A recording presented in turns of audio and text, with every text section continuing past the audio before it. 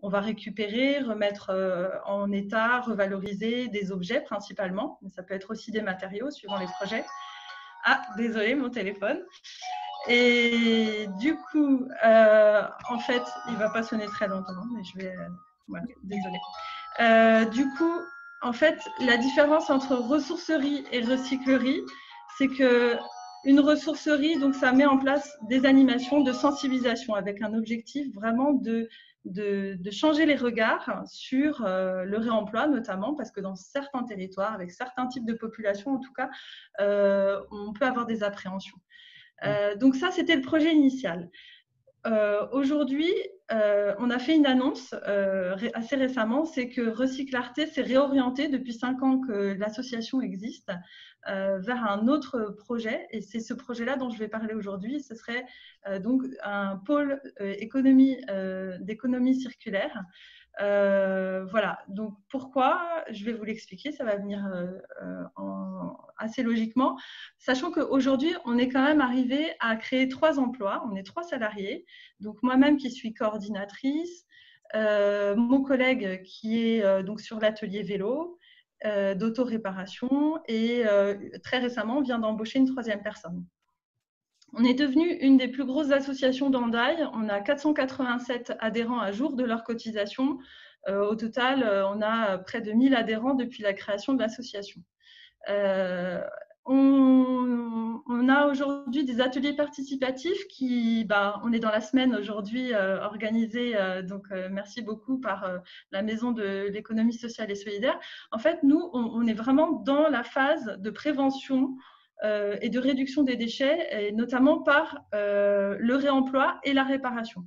Et donc, dans nos ateliers participatifs, on a de l'auto-réparation de vélo, comme beaucoup d'entre nous aujourd'hui connaissent l'exemple de Chirindola, qui est notre grand frère, en fait, et la réparation d'objets, en fait, Repair Café. Donc, aujourd'hui, il y a Compound Choco sur Bayonne. On est bien content que ça ait vu le jour, et il y a d'autres projets qui existent plus ou moins aboutis. Et on a aussi donc un atelier participatif de couture récup où on revalorise en fait le textile.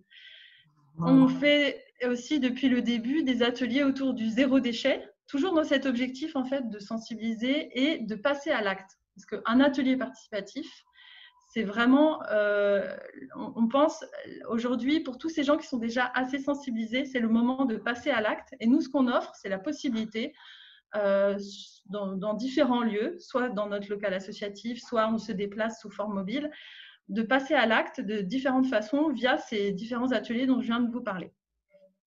Voilà. Et en fait, ce qui s'est passé, c'est que depuis notre création, on porte ce projet de ressourcerie créative dont je viens de parler, mais on n'a pas de foncier disponible. C'est très, très compliqué sur la côte, et c'est pour ça d'ailleurs qu'il n'y a toujours pas de ressourcerie ou de recyclerie sur la côte.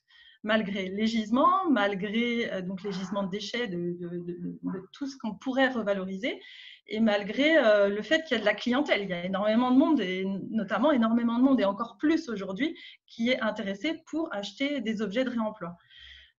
Donc en fait, on a pris une orientation depuis 5 ans qu'on existe, assez simple. On a été là où il restait de l'espace. Là où en tout cas on n'avait pas un gros mur face à nous, et on a fait ce qu'on pouvait dans nos 65 mètres carrés, donc qui sont loués à la mairie d'Hendaye, donc qui nous a mis à disposition assez rapidement au moment de notre création un petit local, et puis là on a un local un petit peu plus grand, mais 65 mètres carrés ça limite quand même beaucoup, et en tout cas on ne peut pas faire de recyclerie. Et là aujourd'hui on ne peut pas dire qu'il y ait eu beaucoup d'avancées, de possibilités sur le foncier. Et après 5 ans de portage de projet sur la ressourcerie-recyclerie, là, on a pris une décision, c'est de dire on va laisser de côté ce projet de recyclerie-ressourcerie, l'ouvrir à d'autres structures émergentes, essayer d'aider les porteurs de projets de ce même projet de ressourcerie-recyclerie. Et l'orientation qu'on a prise, c'est sur la mobilité. On a mis en place pas mal d'activités autour des vélo-écoles et des animations autour de la mobilité à vélo auprès de différents partenaires, aussi bien des collectivités que des entreprises, des écoles, etc. Alors, l'économie sociale et solidaire, Et l'économie circulaire, je vais peut-être dire un peu pour nous ce que c'est. En fait, au début, le projet, il était vraiment environnemental et il était vraiment aussi de créer nos emplois autour de quelque chose qui, pour nous, avait du sens. Alors aujourd'hui, on est ravis de savoir qu'il y a énormément de porteurs de projets, encore plus depuis le confinement, qui justement sont en changement d'orientation professionnelle, qui cherchent de plus en plus un métier qui a du sens. Et nous, le sens, à la fois, au départ, il était donc environnemental, de dire on va travailler sur un problème pour faire finalement un impact positif, donc les déchets, et les revaloriser pour créer nos emplois. Et au final, on s'est rendu compte qu'on faisait aussi beaucoup de social, et que si on parle de solidarité, c'est aussi quelque chose qu'on expérimente au quotidien. Et en fait, on a découvert en le faisant qu'on était vraiment ancré dans l'économie sociale et solidaire, parce qu'on peut très bien imaginer du réemploi qui ne l'est pas du tout, en fait. Ça, il faut vraiment être conscient de ça. Et on se pose pas mal de questions sur la gratuité, sur tous les impacts sociaux vraiment très, très positifs, où en fait, nous, on ne fait pas de l'insertion professionnelle, mais de par notre activité, on se rend compte qu'il y a vraiment beaucoup de gens qui se sont eux-mêmes revalorisés, qui ont repris confiance dans des parcours de vie qui peuvent être très différents, qui peuvent être au final des personnes qui sont sur une période de chômage ou de non-activité choisie, comme beaucoup de femmes qui se sont occupées de leurs enfants, mais aussi des personnes qui se retrouvent jeunes retraités très très dynamiques et qui se retrouvent un peu à se dire bah, je ne sers plus à rien, et en fait ils se retrouvent à nouveau vraiment insérés dans un tissu d'activité sociale.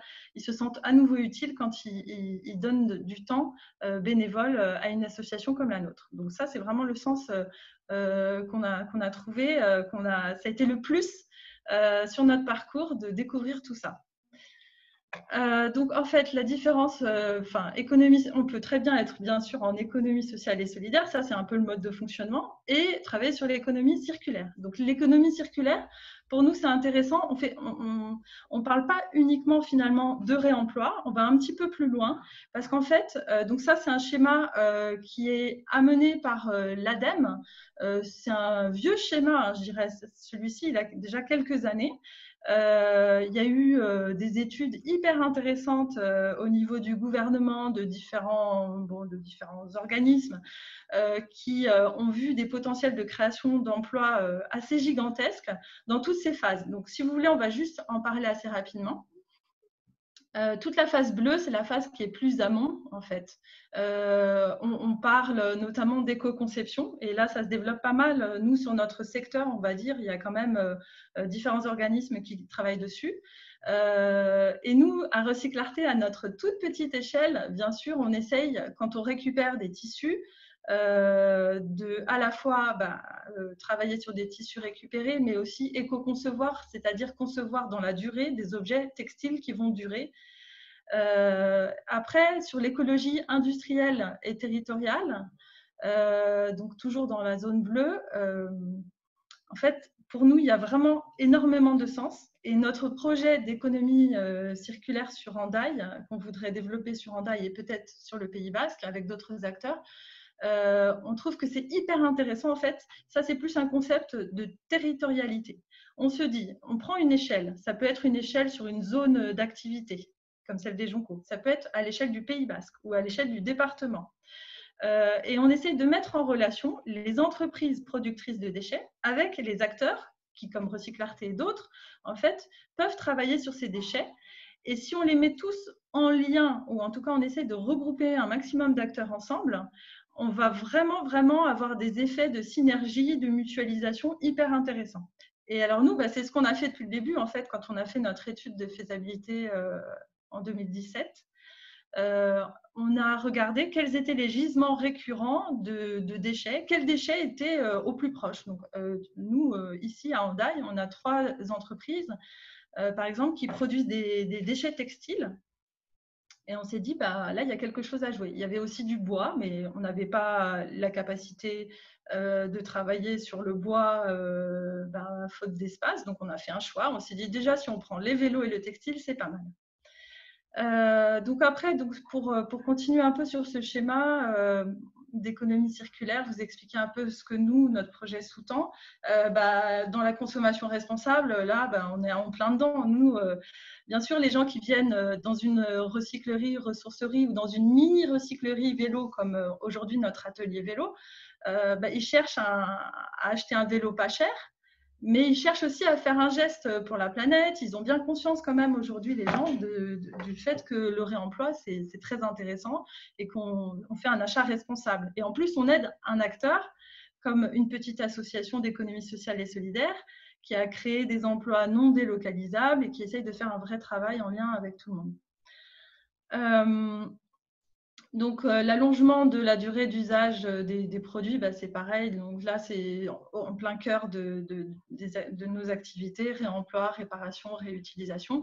Et après, en dernière phase, et alors là, j'insiste vraiment là-dessus, mais bon, puisque vous êtes présent à cette webconférence, vous devez déjà le savoir, le recyclage, c'est vraiment la dernière chose à faire. D'après en fait toutes les réglementations à la fois européennes, nationales, déclinées partout, le recyclage, ça vient après tout ce qu'on vient d'énoncer. Et malheureusement, aujourd'hui, au niveau industriel et au niveau des aides publiques, il y a eu énormément de financement du recyclage qui a finalement enrichi des grandes entreprises. Alors, c'est plutôt bien, mais nous, ce qu'on pense, et notamment via des réseaux nationaux qui regroupent des acteurs du réemploi, c'est qu'il faudrait vraiment aider beaucoup plus les structures qui sont dans la prévention des déchets et qui font un vrai travail de terrain, mais qui n'est pas vraiment rémunéré comme ça pourrait être.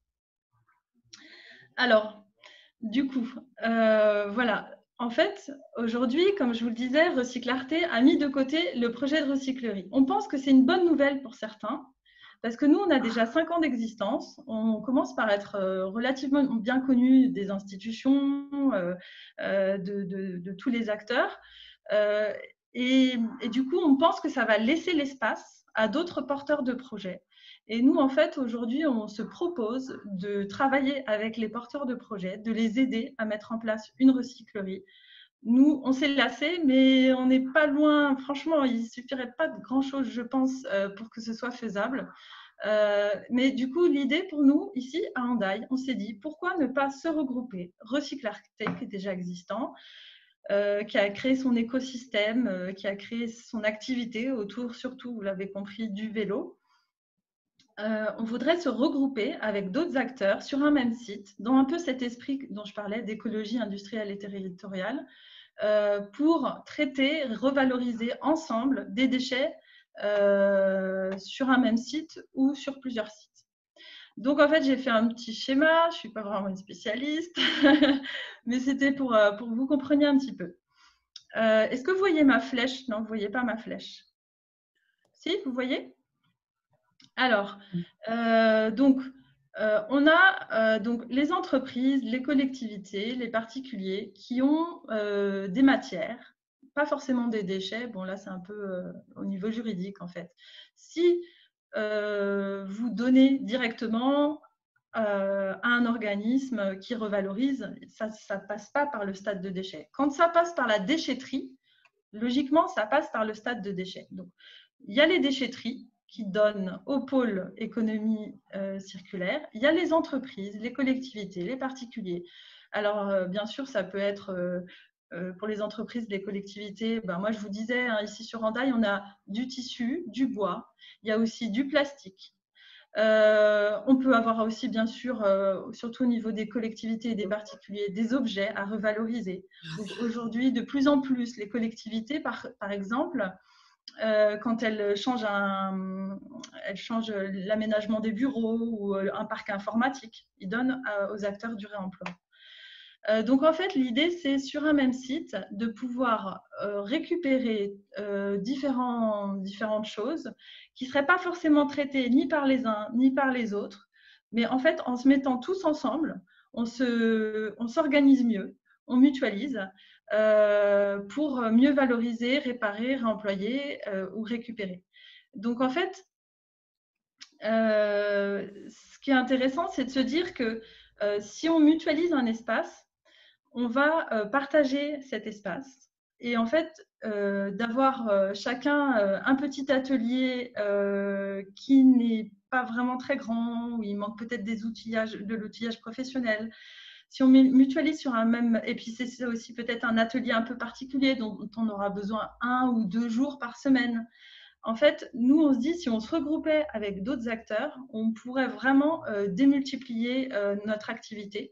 Parce que aujourd'hui, depuis 5 ans qu'on existe, on est vraiment sollicité à Recyclarté par différentes petites entreprises qui sont existantes et qui sont bloquées à un stade de développement. Nous, c'est notre cas, très clairement. Aujourd'hui, on a 3 salariés, mais il faut qu'on s'agrandisse parce qu'on ne va pas pouvoir continuer dans 65 mètres carrés avec 3 salariés. Et si on veut embaucher 3 personnes de façon pérenne, parce que le 3e est pour l'instant en contrat à durée déterminée, et embaucher plus, notamment via la place qui nous manque pour un atelier de revalorisation textile, il faut qu'on accède à un foncier plus important. Et en fait, le foncier, il faut bien être conscient que ça bloque le développement de toute activité. On a eu quelques opportunités de travailler sur le textile parce que notre objectif, c'est d'embaucher de façon pérenne une couturière pour faire de la revalorisation textile. Et en fait, on a fait 2 ou 3 essais, notamment avec l'entreprise Sokoa qui voulait nous donner une partie de sa production sur certains.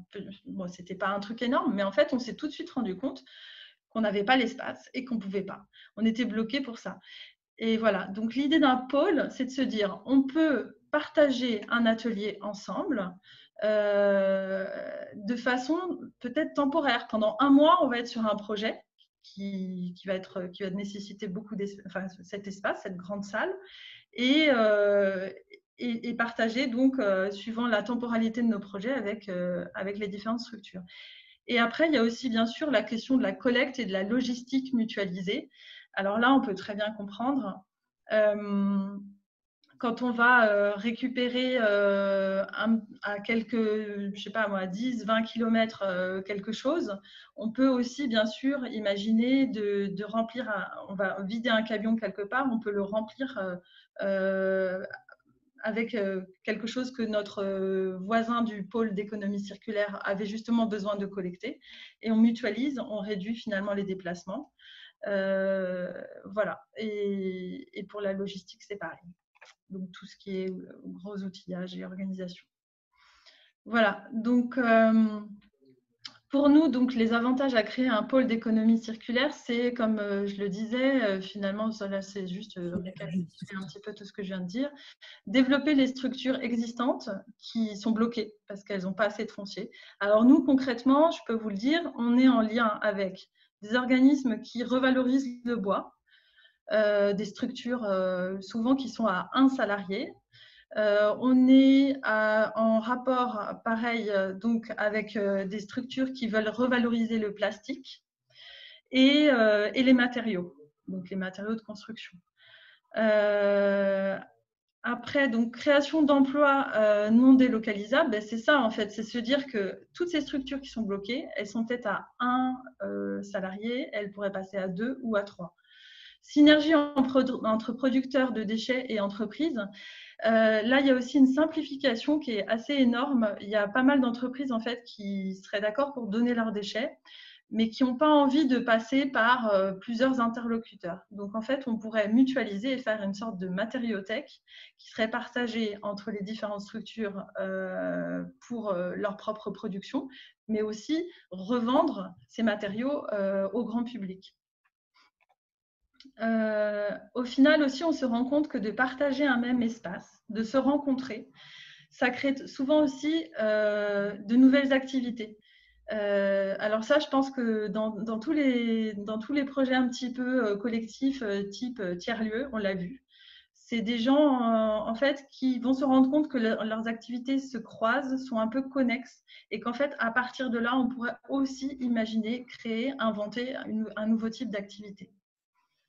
Alors, comme je vous le disais, donc mutualiser le foncier, les équipements et les savoir-faire. Alors, les savoir-faire, ça, j'en ai pas vraiment parlé, mais effectivement, on peut imaginer, alors très concrètement, pour les volets secrétariat, comptabilité, mais aussi travailler le bois. On peut imaginer un artisan qui revalorise le bois, mais qui de temps en temps pourrait être amené à travailler pour une autre structure sur un projet spécifique. Voilà. Ensuite, nous, on porte ce projet donc, en se disant que c'est tout bénef pour la collectivité. En termes de réduction des coûts, donc nous, on avait fait dans notre étude de faisabilité à Recyclarté un chiffrage assez parlant en disant sur le sud du Pays basque français, donc grosso modo de Hendaye jusqu'à Bidart, on a 6 déchetteries. Sur ces 6 déchetteries, rien qu'en fait, on a été sur le terrain, on a caractérisé quelle quantité de déchets et quelle qualité de déchets étaient jetés en déchetterie, vu qu'il n'y a pas de structure de réemploi sur le territoire. Normalement, tout finit plus ou moins en déchetterie. On avait quantifié, tenez-vous bien, 800 tonnes revalorisables par an. Pour créer une structure type recyclerie, il faut à peu près 200 tonnes par an. Donc, on se dit, il y a vraiment de quoi faire en termes de gisement, mais ce qu'on peut prendre en considération, en fait, à partir du moment où on est des entreprises qui travaillent sur la revalorisation des déchets, c'est qu'on va éviter des tonnages de traitement à la collectivité, sachant que, suivant les types de déchets, on est autour de 100-150 € le tonnage. Donc, si on évite 200 tonnes annuelles par an, ça fait une économie entre 20 000 et 30 000 € à la collectivité. Ce sera toujours ça qu'elle ne paiera pas pour l'enfouissement ou l'incinération ou même, enfin voilà, c'est surtout ça. Donc, au final, on se dit que c'est vraiment un effet économique très, très important, en plus de créer des emplois, finalement d'avoir aussi moins de chômeurs. Et donc, on peut parler aussi des effets sociaux positifs, hein, c'est-à-dire tous les gens, comme je vous le disais, qui se retrouvent dans des structures comme ça à venir en bénévole, filer un coup de main sur une petite période de leur vie et qui, en fait, vont se remettre dans la vie active et vont pouvoir après, et nous, on en a de très, très beaux exemples à Recyclarté, retrouver un emploi. Réduction d'émissions de gaz à effet de serre. Là, j'ai parlé un peu des déplacements qui peuvent être évités parce qu'il faut imaginer aussi, c'est pas uniquement sur la collecte et le traitement des déchets parce que suivant le tonnage de déchets évités, c'est moins de camions qui vont en centre de traitement, mais aussi les gens, quand ils viennent faire leurs achats dans différents magasins de réemploi, c'est beaucoup moins de transport de marchandises. Ce sont des marchandises qui sont relocalisées en réparation et en rachat. Ce n'est pas des marchandises qui vont être fabriquées à l'autre bout du monde et qui vont arriver ici. Donc après, on peut voir les effets sur la santé, les effets aussi sur la santé mentale du bienfait, des bienfaits sociaux dont je parlais. Voilà, bon, je ne vais pas trop m'étendre, je pourrais en parler pendant longtemps, mais ce n'est pas l'objectif. Alors bon, concrètement, quelle forme pour le pôle d'économie circulaire? Alors, on pourrait imaginer un gros projet. Alors, à un moment, je me suis prise à rêver avec certains ici à Hendaye sur une opportunité d'un local qui faisait 10 000 m². On se disait que peut-être la collectivité pourrait l'acquérir. Finalement, ça n'a pas été le cas. Mais en tout cas, il reste du foncier disponible sur notre territoire. Très peu, on peut dire, hein. Mais sur la zone des Joncos, à Hendaye, il y en a encore pas mal. Il n'y a pas qu'à Hendaye, bien sûr, on en parlera aussi. En fait, en tout cas, sur Hendaye, il y a un local qui appartient à l'agglomération, qui avait été pointé lors de notre rendu d'études de faisabilité. Donc, en fait, un local qui fait autour de 2000 m² et sur lequel on pourrait faire de très jolies choses. Après, il y a aussi plus d'espace. Il y a aussi plus d'espace qui peut être d'autres espaces qui pourraient être mis à disposition. Et là, il y a un travail de fond qui est mené par certaines personnes là-dessus. Alors, nous, on pense que ce serait peut-être intéressant Et on porte toujours un peu cette vision-là. Peut-être pas faire un énorme pôle non plus, mais imaginez peut-être 2 ou 3 pôles sur le Pays Basque qui seraient reliés entre eux et qui pourraient très bien travailler comme ça. Donc finalement, ce serait un pôle d'économie circulaire, mais qui serait décentralisé sur 2 ou 3 sites. Alors, on se pose la question aussi de où et quel lien, notamment avec les déchetteries. Donc, nous, on a échangé pas mal avec notamment les personnes qui travaillent sur les déchets depuis un certain temps. Et bien sûr, on comprend bien que nos élus, nos techniciens voient l'intérêt de mettre en lien les acteurs de l'économie circulaire avec les déchetteries. Donc, il peut y avoir une proximité assez directe. Il peut y avoir des bacs à réemploi qui sont installés sur les déchetteries. Et on pourrait imaginer des collectes régulières tous les jours, une fois par semaine, par les acteurs de l'économie circulaire sur ces déchetteries. Mais là, on sait aussi qu'il y a une réelle opportunité au Pays Basque d'innover sur les nombreuses déchetteries qui sont finalement en cours de réhabilitation. Parce que la plupart ne sont pas aux normes. Et dans les années qui viennent, assez rapidement, les déchetteries vont être améliorées. Et on espère qu'il y aura de l'innovation, notamment sur la question du réemploi et de l'économie circulaire. Et pour nous, donc, on avait été voir un peu les projets qui nous semblaient intéressants. La déchetterie du futur qui est en train d'être mise en place en Bretagne à Trégueux nous semblait intéressante parce qu'en fait, dès la réflexion sur la nouvelle déchetterie, les acteurs de l'économie circulaire et de l'économie sociale et solidaire étaient intégrés pour réfléchir à comment on pourrait travailler tous ensemble sur la question de la prévention des déchets.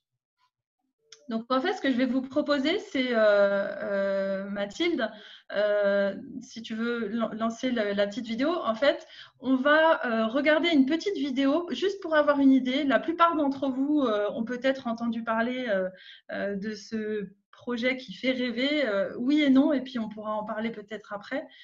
C'est le SMIC-Val, donc en Gironde. Je vous laisse découvrir. J'espère qu'il n'y a pas trop de nuisances sonores parce qu'il y a un marteau-piqueur juste à côté de la fenêtre. Donc, hop.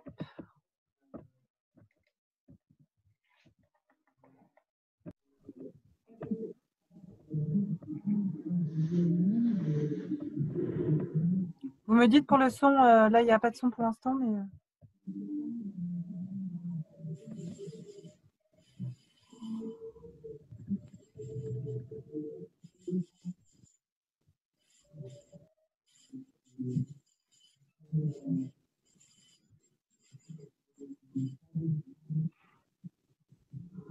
Je sais pas s'il y a du son normalement.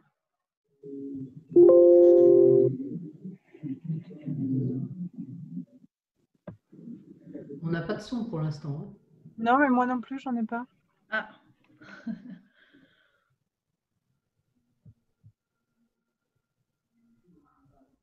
En fait, le son importe peu. Hein. Bon. D'accord. Ça tombe bien. Bon diaporama, Mathilde, et puis on va bien voir si ça se trouve, le son va s'y mettre pour couvrir les nuisances externes et extérieures.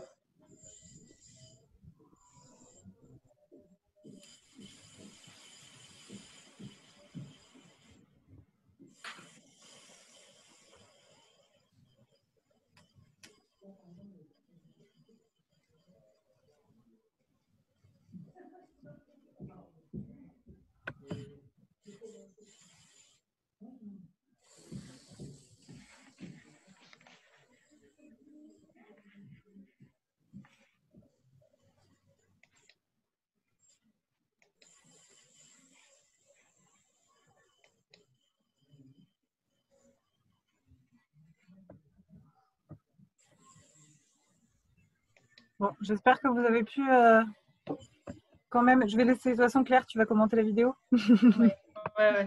Alors voilà, donc là en fait on en a entendu parler quand c'est un projet qui a 2 ans, donc maintenant il y a un certain retour d'expérience pour voir les quantités astronomiques de déchets qui ont été évités par cet exemple. Alors ça c'est un exemple qui est pas tellement créateur d'emplois mais qui est très intéressant en termes de revalorisation. C'est donc une déchetterie dans laquelle finalement les habitants sont invités à revaloriser en direct. Ils vont déposer comme dans une sorte de grand magasin gratuit, tout ce ce dont ils voudraient se débarrasser, mais qui peut être revalorisable.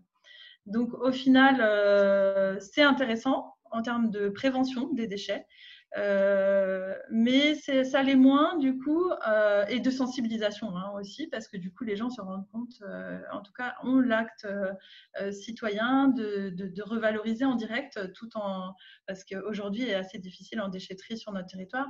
Ils vont dans la déchetterie, ils savent que ça va être vraiment réutilisé et que ça partira pas en démantèlement ou à la destruction. Après, voilà, c'est moins créateur d'emplois, on l'entend bien, parce que du coup, il n'y a pas un acteur du réemploi qui passe récupérer pour revendre. Donc, disons que sur notre territoire, apparemment, il y a donc les techniciens qui me disaient il pourrait y avoir une sorte de compromis entre cet exemple-là et sur certaines déchetteries ou pour certains gisements de déchets, possibilité de récupérer pour des acteurs de l'économie circulaire. Alors, du coup, j'ai presque fini. Je suis très bavarde. Sur la localisation d'un pôle, alors bon, nous, on est basé à Hendaye, un pôle d'économie circulaire à Hendaye, et comme je le disais tout à l'heure, on pense que c'est faisable parce qu'il y a du foncier disponible sur la zone des Joncos. Si on regarde le constat actuel aujourd'hui, du foncier mis à disposition sur les projets d'économie circulaire et de réemploi sur notre secteur, donc en 2020, il n'y a que des petites surfaces qui sont occupées par des structures de l'économie circulaire sur la côte basque. Et aujourd'hui, une seule recyclerie sur le Pays basque, donc à Salis de Béarn, donc comme son nom l'indique, quasiment à la limite du Pays basque et du Béarn, et c'est en zone rurale. Alors nous, depuis le début, il y a plein de gens qui nous disent « mais pourquoi vous n'essayez pas en zone rurale? Le foncier est moins cher ». Oui, mais on pense qu'en fait, avoir une recyclerie en zone urbaine, effectivement, c'est peut-être plus contraignant en termes d'espace, mais ça nous semble beaucoup plus intéressant en termes de gisement, parce que les gisements de déchets, notamment déchetteries, sont surtout pourvus là où il y a beaucoup de monde, c'est là où on jette. Si on imaginait une déchetterie assez loin des urbanisations, ça veut dire que les gens ils devraient faire beaucoup de trajets, ce ne serait pas très intéressant non plus. Si on imagine la proximité avec la recyclerie, bien sûr, ou du pôle économie circulaire. Mais en fait, ce qu'on se dit, voilà, ce serait vraiment normal de mettre ça au plus proche aussi, donc des gisements, mais des actes d'achat, pour que l'acte d'achat en réemploi devienne quelque chose de totalement normal. Donc nous, dans la zone des Joncos, le hangar dont je vous parlais, 2000 m² quasiment, à l'entrée de la zone, c'est juste derrière le McDo, et en gros, c'est entre le McDo et le Lidl. Donc on trouve que c'est vraiment juste à l'entrée de la zone. Ça peut toucher des gens qui, a priori, ne sont pas forcément sensibilisés, qui peuvent l'être sur les questions de réemploi, et en se disant « ah tiens, je vais aller faire un petit tour et puis je vais faire des économies ». On trouve que ce serait vraiment, vraiment bien de le mettre comme un acte de consommation courant, normal, et pas que ce soit paumé en pleine campagne. On aime beaucoup la campagne, pardon, pour tous les ruraux. Du coup, il y a donc la zone des Joncos, comme je vous parlais. Il y a aussi un local qui appartient à la commune d'Hendaye, qui fait autour de 400 m², et qui pourrait notamment abriter un atelier partagé artisanal. Donc ça a été confirmé par l'élu à l'économie sociale et solidaire, donc Claire Le Gardinier, qui est là parmi nous aujourd'hui. En fait, c'est un local qui permettrait un petit pôle d'économie circulaire. Et après, bien sûr, il y a toute la réhabilitation possible des friches industrielles du Pays basque, et notamment sur le BAB, où c'est vrai, on dit tout le temps, il n'y a plus d'espace, il n'y a plus d'espace. on pense que quand même il y aurait des choses à faire sur l'estuaire de l'Adour.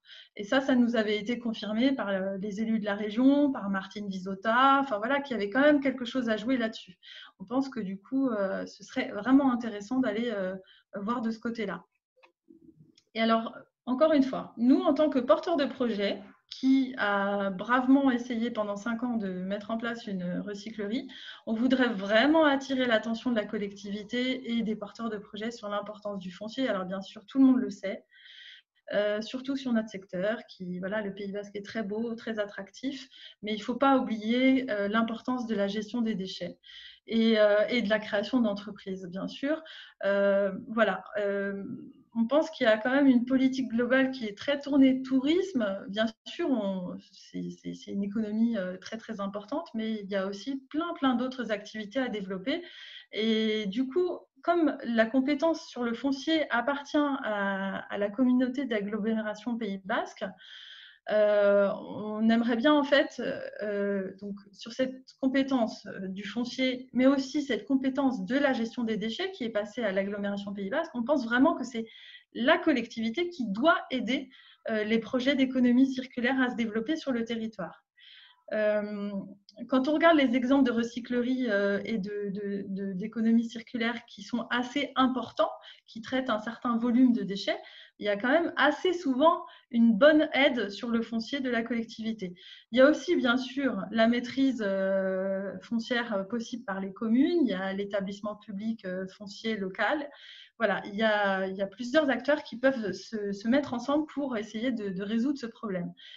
Alors, il y a aussi quelque chose d'assez intéressant qui a notamment permis à Tchirindola de se développer, c'est la mise à disposition temporaire d'un patrimoine foncier qu'on sait que ça ne va pas trop bouger dans les années qui viennent.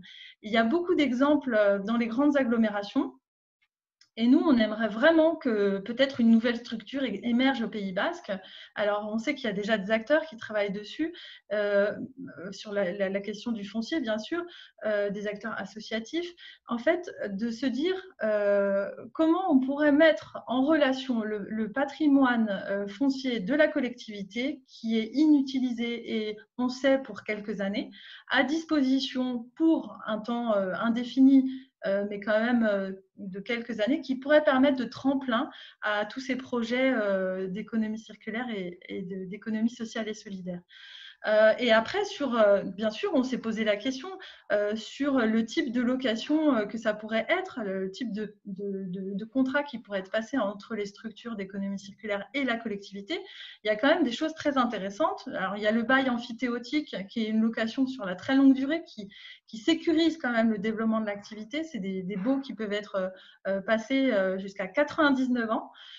Et après, il y a la location-accession, et ça nous semble vraiment la meilleure chose à faire, parce que toutes les recycleries, au bout de 10 ans, au bout de 20 ans, se disent « Ah ben en fait, on a perdu énormément d'argent. On a été locataire, on est passé d'un petit local à un petit peu plus grand, un petit peu plus grand. Et maintenant qu'on a vraiment besoin de très très grand, en fait, on se dit, ah ben maintenant qu'on a un petit peu d'argent, on va essayer de l'acheter. Mais entre-temps, ils ont perdu des centaines de milliers d'euros de location. Donc en fait, la collectivité pourrait très bien mettre en place un système de location-accession qui permet en fait aux structures de payer un loyer qui est à négocier, mais qui permet à la collectivité, au bout de 30 ans ou 40 ans, de rétrocéder finalement son bien à la structure. Et on ne repart pas de zéro et on n'a pas jeté l'argent par les fenêtres quand on est une structure qui déjà est sur un secteur économique pas si aidé que ça, malgré ce qu'on entend parfois dire. Voilà. Donc en fait, aujourd'hui, c'était pour vous présenter ce nouveau projet, finalement, cette réorientation de Recyclarté. Et la question que je pose, c'est quelle suite on peut donner ensemble à l'économie circulaire sur le territoire pour voir émerger des recycleries, des pôles d'économie circulaire et essayer de travailler tous ensemble pour que ça aille un petit peu plus vite. Donc, si vous voulez, on peut avoir un temps d'échange, échanger vos idées, vos commentaires. Et puis, moi, je me tiens à votre disposition pour qu'on puisse continuer à construire l'économie circulaire sur le territoire. Merci beaucoup, Claire, c'était passionnant ton exposé. Et donc, il y a Sean de Compound Choco qui met un message dans le chat et qui dit: super idée, ce pôle d'économie circulaire. Tu peux compter sur le soutien de Compound Choco dans cette initiative. Super.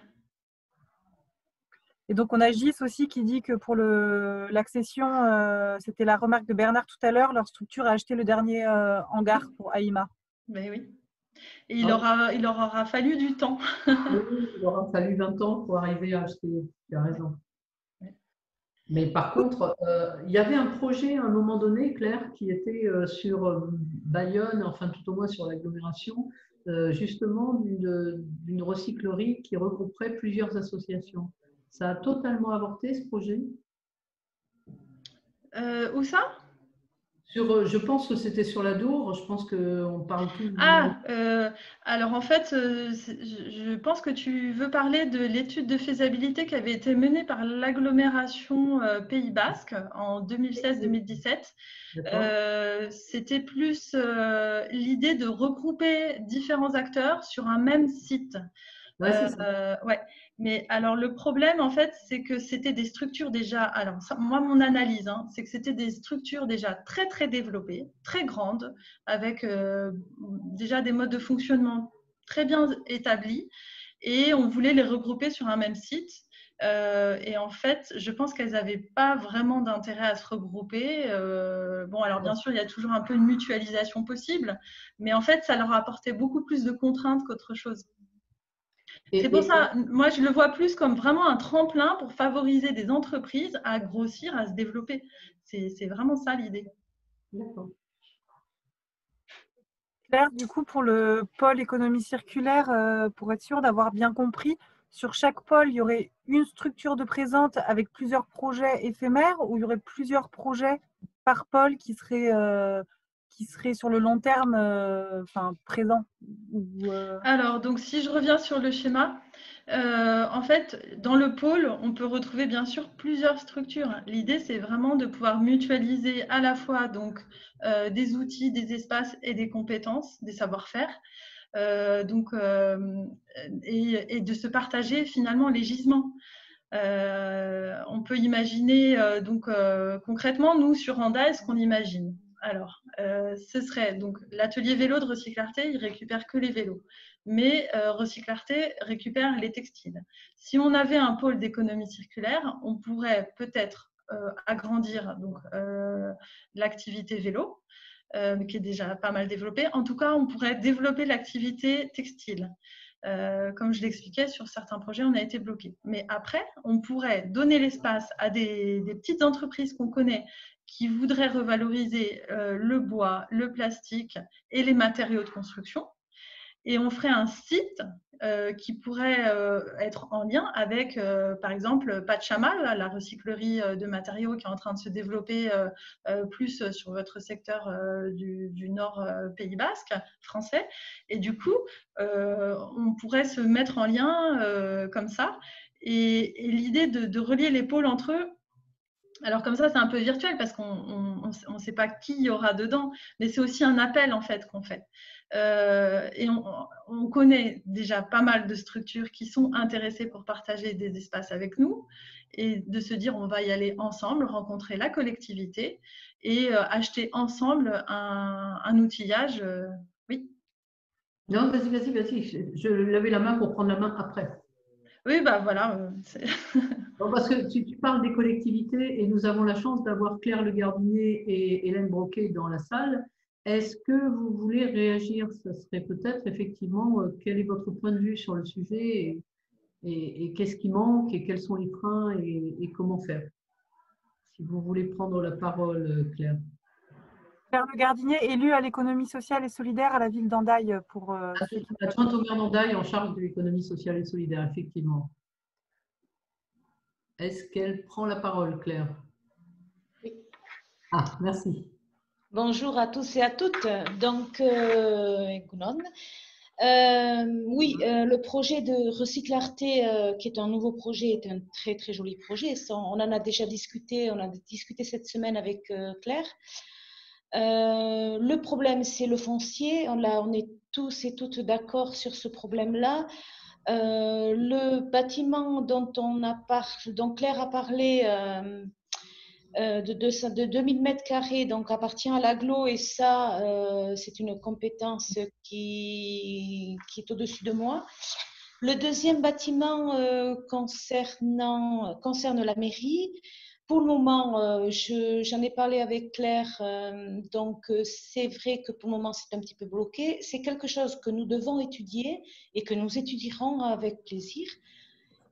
Comme c'est un nouveau projet dont on vient juste de parler cette semaine, c'est vrai qu'on va l'étudier, qu'on verra quelle est la possibilité, déjà quelles sont les entreprises qui veulent venir là, qu'est-ce qu'on pourrait laisser, comment on pourrait le mettre en place, comment le mettre en place.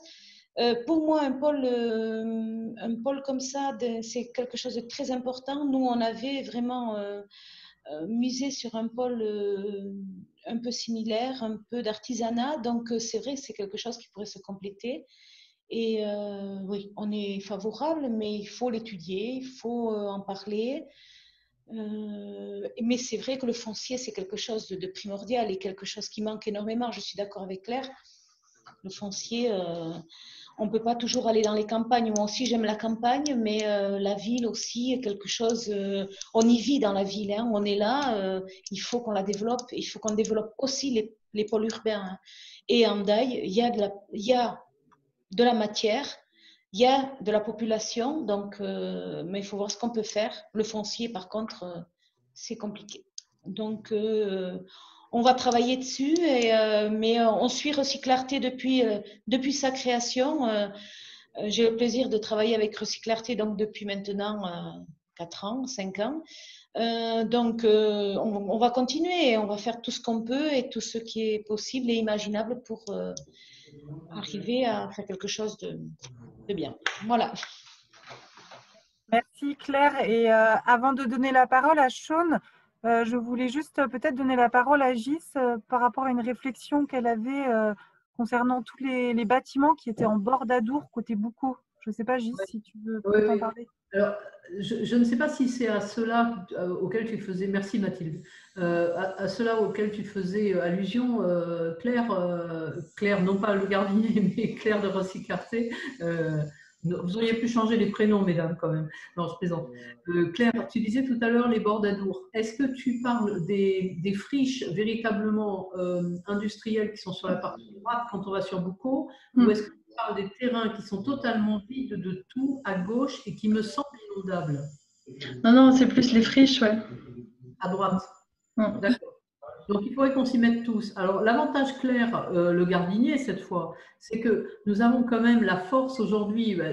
Vous êtes vous-même élue et adjointe à l'économie sociale et solidaire, et vous avez à l'agglo une déléguée à l'économie sociale et solidaire qui je suis sûre, va épauler ce type de projet. Et c'est une force, je pense qu'il va falloir qu'on s'y mette tous les acteurs, pour essayer de faire que ce projet aboutisse. Parce que c'est vrai que ces friches, on voit pas ce qu'on en fait de ces friches. Moi aussi, Moi, je pense vraiment au niveau politique, il y a du travail à faire parce que pour le moment, comme on l'a dit quand on a fait le mois de l'ouverture de l'USS, il y a quelques mois, nous étions 2 élus.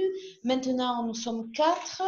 Il y a du boulot à faire et c'est vrai que en Daille, on a déjà travaillé le sujet, même si on n'a pas fait assez, mais ça, j'en suis consciente, hein, on en est tous conscients.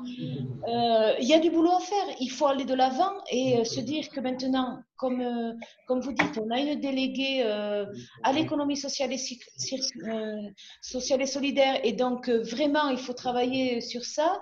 Les bâtiments les plus importants appartiennent à l'agglo, donc il faut vraiment travailler le sujet et aller la voir et batailler à ce niveau-là. Ce qui appartient à la mairie d'Andaille, c'est plus de ma compétence. Ce qui appartient à l'agglo, ben, il faut aller travailler l'agglo. Et peut-être que maintenant que nous sommes plus élus, peut-être qu'on y arrivera. Voilà. Il faut prendre toujours, je pense qu'on est toutes les deux des utopistes et des positives, et voire des optimistes, mais on a multiplié par 2 les forces. Effectivement, 4 pour 2, c'est pas terrible, mais si on dit qu'on a multiplié par 2 les forces, c'est super. Je suis persuadée que vous allez y arriver. Voilà, on va essayer. Il y avait du monde qui voulait prendre la parole. À toi, Mathilde. Merci, Madame Le Gardinier. Et donc, je vais juste donc, donner la parole à Sean. Et après, donc j'ai vu que Maxime Terracol aussi. Non, je me trompe alors. D'accord. Donc, Sean, je te laisse la parole alors. Bonjour Mathilde et bonjour à toutes et à tous. On a dû changer de locaux, du coup on n'a plus la vidéo, mais on a réussi à rester connectés. On n'a pas pu tout entendre, mais on a bien suivi toute la partie sur le pôle dont tu parles, Claire, et ça nous semble super intéressant. Nous, on est à fond avec vous là-dedans. S'il y a moyen de faire des choses ensemble, on est partant. Super. Oui, après, voilà, la question, enfin, tu as bien vu, l'idée, c'était de se dire, est-ce qu'on fait un pôle centralisé ou un pôle avec différentes unités sur le territoire? Nous, on pense que le territoire Pays Basque est quand même pas si énorme que ça, et qu'il pourrait y avoir plusieurs pôles qui seraient reliés entre eux. Et quand on parle de pôle, hein, c'est bien plusieurs acteurs sur un même site qui interagissent au quotidien en lien avec d'autres pôles. Enfin voilà, on pourrait avoir 2-3 pôles comme ça. Alors, Sean voulait réagir et après Gis. Nous, on est complètement partant pour la pluralité de pôles et complètement, et ça dans une logique de coopération avec les autres acteurs de la réparation, du réemploi et du recyclage.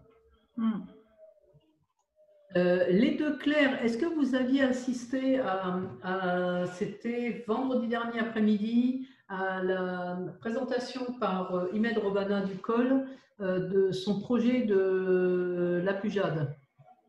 Non. Non. Alors, ça serait super intéressant, puisqu'on va le mettre sur une chaîne YouTube. Ce serait super intéressant de le re-regarder avec Claire Le Gardinier et toi, parce que son idée, enfin l'idée, si je résume en quelques mots, c'est de dire on fait véritablement un pôle dans lequel on insère l'économie sociale et solidaire, le circuit court, tout ce qui est recyclerie, les habitants, donc une part de logement, une part culturelle, donc véritablement un pôle complet de vie. Et là, ça prend encore plus de sens. Mais je dis ça, je dis rien. Ouais, je vous ai mis le lien dans le chat. Merci, Mathilde.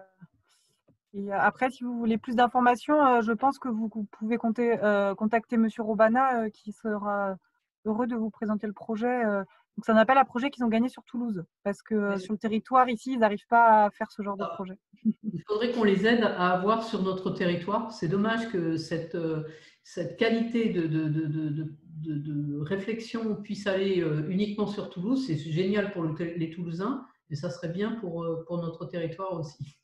Et c'est le même problème que la difficulté que rencontre Claire sur le foncier. Mais voilà, c'est intéressant de mixer toutes ces propositions pour réussir à trouver quelque chose qui ait de la cohérence pour notre territoire. Alors, on va devoir bientôt clôturer la réunion. Est-ce qu'il y a des personnes qui ont des dernières questions ou interventions?